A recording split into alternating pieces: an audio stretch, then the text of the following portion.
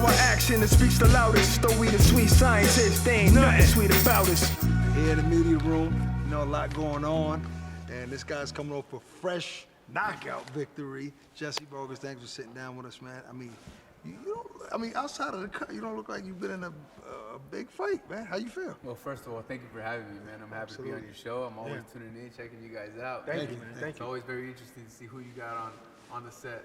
And man, well, yeah, we just came off a fresh win, thankfully. You know, winning in by a 6-round knockout against Humberto Soto, a tough veteran, you know, former 2-division world champion. Right. He came out banging, though. Yeah. I mean, from the beginning, he came out throwing combinations, which kind of surprised me. Not only that, but his speed. Right. You know, even though he was a veteran, he still maintained pretty good high speed. And, you know, I just had to make sure to, you know, stay on point, make sure I was accurate with my punches, and make sure I chose the precise moments because he's somewhat of a counterpuncher.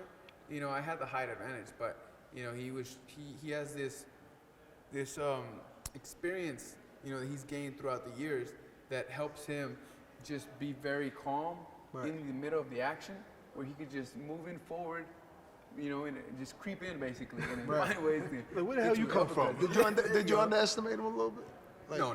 You didn't take him lightly. No, I did not. I did see things that I never experienced before in a fighter. Wow. You know, the way he rolls with his punches. Right. So honestly speaking, even though I won and you know, with a significant knockout victory, but there was things that I caught on to. I said, okay, that's interesting. Yeah, you know, kind of like, you know what, I can probably use might be able to use that. Yeah. You know what I'm saying? Yeah. So that's something that I try to do is just continue to perfect my craft and elevate my game, as every fighter should. Absolutely. You know, I just try to stay more aware on what I can, you know, gain in every different aspect.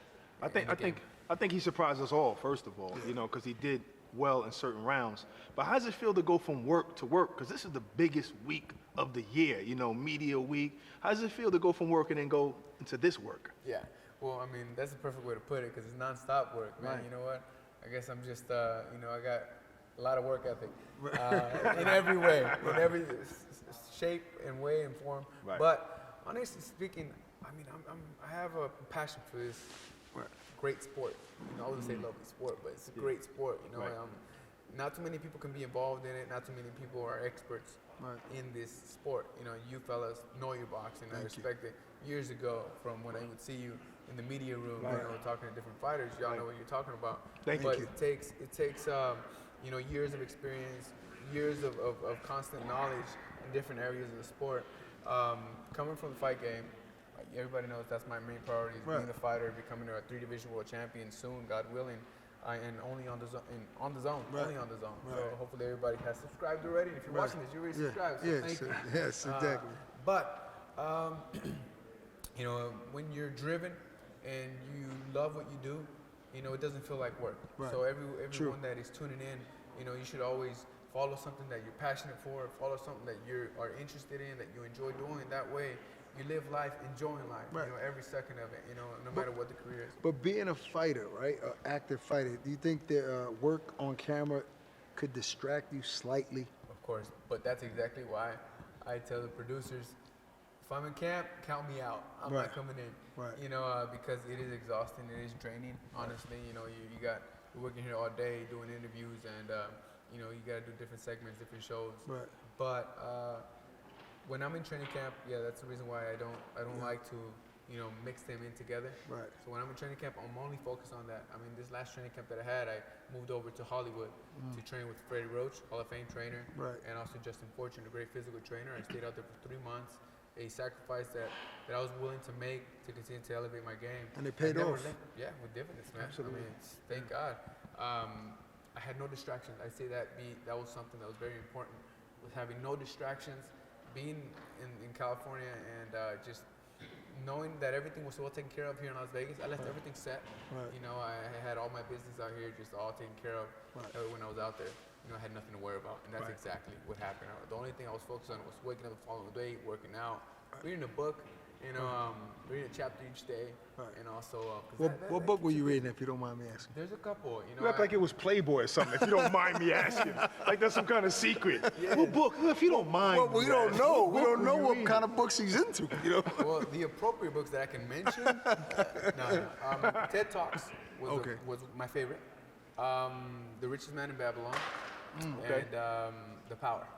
Canelo versus Danny Jacobs. This fight is going to be very entertaining. You know, Daniel Jacobs versus Canelo. I usually can always pick a favorite. In this fight, I cannot, and I won't, because my money is on neither fighter because it's such a tough call. You know, Daniel Jacobs is very versatile.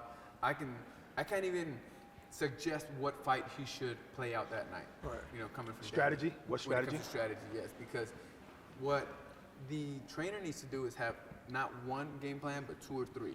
You know, knowing how to switch it up, because both fighters can adapt very well to different styles. Daniel Jacobs was the ex-Olympian in his day, which he has gained so much experience of. Believe it or not, being an Olympian helps you tremendously. You know, helped Triple G. Right. But I guess not against Canelo. You know, even though it was an evenly I didn't know matched Danny fight. went to the Olympics. Right. Yeah. But So- Daniel Jacobs, I mean, he is styles make fights. He's a complete different fighter. And Canelo, he's just a fighter that has a lot of heart, an iron chin, and just has been able to really evolve throughout the years. He started off as just a slugger, you know, at the age of 15, 16 years old. He's such a good boxer now, better boxer. Somehow he changed his style. He was able to add more things to his arsenal, become more of a complete fighter, boxer, where he's able to counterpunch, you know, be aggressive on the inside, move using the ring. You know, one thing that he doesn't do, he doesn't use his footwork very often. I mean, like quick footwork, like a Floyd Mayweather, in and out. You know what I mean? He's more of a waist. more He uses stationary. waist. Yep. Yeah, waist. He's more stationary, which I mean, It's been working for him. it's very beneficial for him because he finds ways to make it work for his style. I mean, each fighter has their own style. Why is it that all the experts say it's a 50-50 fight, you know, yet the odds still pick Canelo as a favorite? I'd say it's because of star power. I'd say it has Plus, to it's do probably with the mental because ability. he beat Triple G, and Danny Jacobs Yeah. lost to Triple G. Maybe not that always makes sense, No, it because does styles make make sense. fights. It makes sense But, completely. yeah. But to me, the fight with Daniel Jacobs against Triple G could have been easily a draw. Right. In my opinion. Or in Danny's Yeah, it could've went favor. either Or way. Danny's favorite, right? Yeah, Yeah, absolutely. I try not to say too much of it, but in my opinion, We say it. I thought Daniel Jacobs won the fight Right, so by did we. a close fight. Very close, right. You know, but to the point where, but once you say a draw, you know, you can't really, you know, argue a decision for either or as long as it's close. Right. You know, Absolutely and the right. numbers.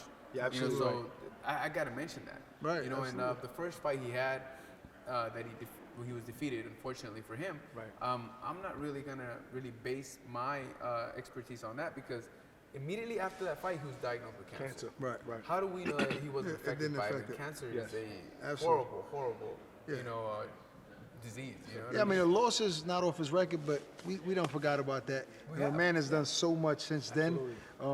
He had a new career, you know, so to Exactly. speak, after cancer. But past that, you know, the fight that he had Triple G, then we can base ourselves off of that opinion there. So we can't get a pick from you. So that's fair enough. It's hard Honestly, to I pick. can't. It's just a tough fight. What I will tell you is this: they have a clause in the contract where Danny Jacobs can gain more than 10 pounds from the weigh-in, from the day of the weigh-in. Right. You know, from the moment they weigh in to the the next next day, morning. next morning. Right. Which Daniel Jacobs is known to go up in weight 20 pounds, 25 5 pounds. pounds, You yeah. know what I mean? 25, I'm guessing. So you But think that might 25 affect him? I'm guessing that I'm saying that it can affect him. Right, it can. You know, but you know he has Basel. He has a good team behind him, snack system behind Right. him, and they really are really scientific when it comes to making body weight and all several- that, yeah. Yup, how your body's gonna respond to certain things. So I hope that he's able to perform at the highest level. That way, there's no excuses. So it's a fair fight. Yep, that way it's in a fair fight, and people get what they want to see, which I'm pretty 99% sure that's what they're gonna get.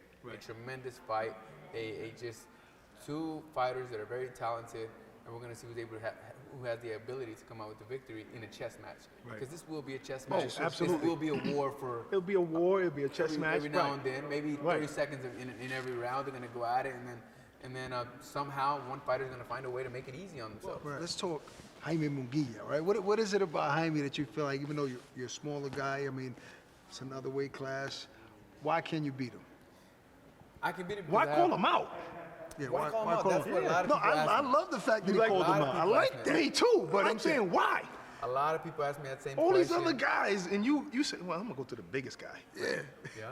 You know what? They think I'm crazy. A lot of other fans think I'm crazy. I got a lot of people supporting me. I have a lot of people saying, "No, Jesse, why are you calling him out? This guy's big." Tell him because I'm not a sucker. And I want the guy that people scared of. Thank you. And I ain't mad at that. I'm not mad at that.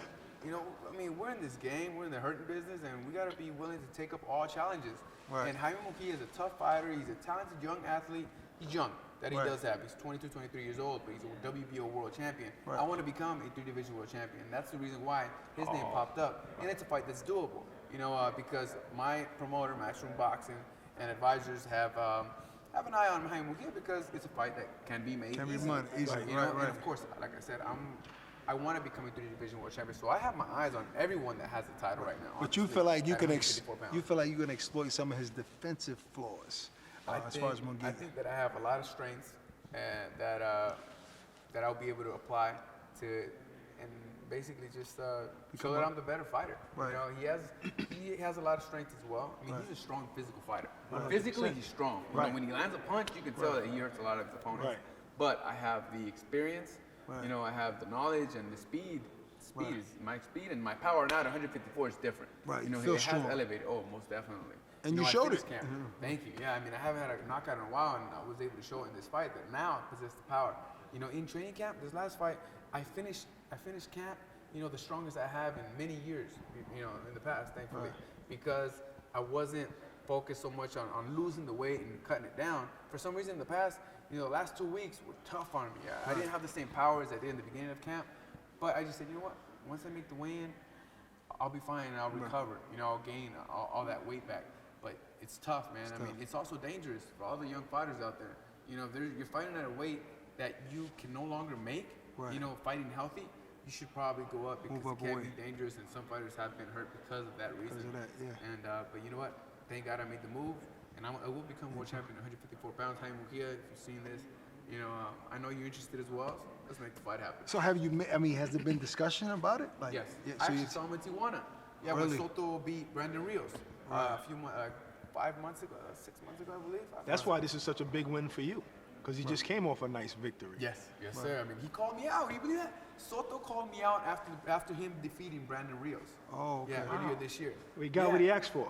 Exactly. I mean, I had someone come up to me and say, "Hey, Soto just called you out." What? Yeah. He called me out? No, you're playing with me. Yeah, he just called you out. What do you have to say? In the camera in my face.